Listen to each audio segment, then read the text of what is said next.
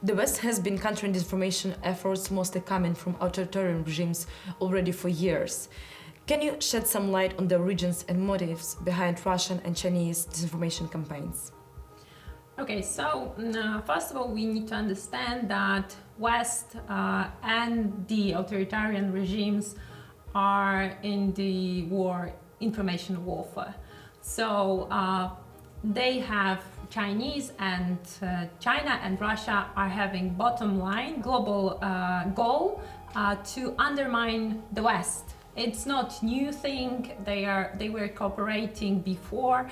For example, during the pandemic, Russians were copying Chinese messages towards the West. But now, exactly during the war in Ukraine, during the Russian invasion, Chinese are copying Russian messages, false messages towards the West.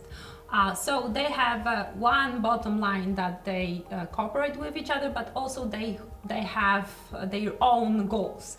Russia is having three main goals: to undermine Ukraine, to discredit Ukraine. Second message or the goal, to undermine Western sanctions. The third goal is to undermine or to discredit the West, especially the United States. The Europe is not so important. It's like marionette for the United States. Also, Ukraine is the marionette of Washington, is described like this. But China goals were changing through this last year, but also today. China messages or the goals were changing. At the beginning, they were thinking that Russia will very quickly conquer Ukraine. So they were also thinking that West will collapse or some kind decline at the beginning. So they wanted to distract all the things that the world will concentrate on Russia, but also the West will somehow be weakened. Now they have changed their strategy because they are now observing that Russia may not win this war. So now they are acting in the sense that Xi Jinping is providing so-called smiling diplomacy. So they are going through the whole world, especially to Europe. They are also providing so-called proposition to resolve the Ukrainian crisis. And this is very important because they are repeating Russian false messages, but also they are in general supporting territorial integrity, but they are not pointing Ukraine there. This is very, very important that on one hand they are repeating Russian false messages, but also they are trying to preserve their own interest in the international arena. But at the same time, they don't want Russia to lose this war, not only on the battlefield, but at the same time on propaganda and disinformation level. How effective has Europe been in countering Russia's disinformation campaign, and what specific strategies have proven successful? From my perspective, and our researchers are proved that in the West, through the whole year of the war, in the West in general, Russia disinformation was not very successful.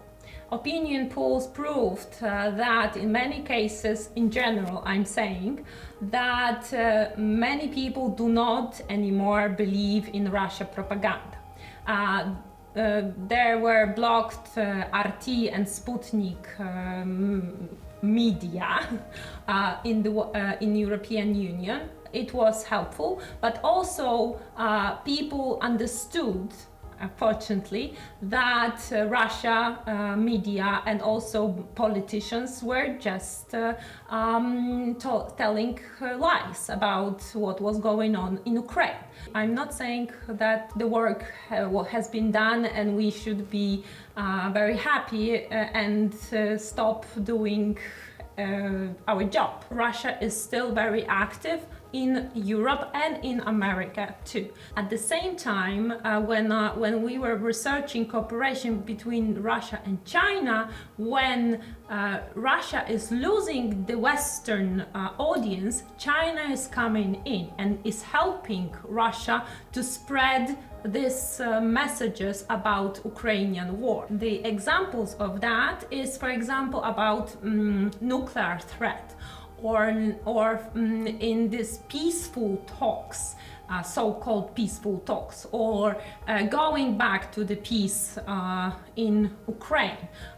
And this, what we call Chinese trap, is very visible when it comes to societies, European or American societies, when audiences do not feel about what we are talking about. For example, this so-called Chinese proposition to dissolve exactly not the conflict between Russia and Ukraine, and because China is not calling it as a Russian aggression, but exactly is naming it as a Ukrainian crisis.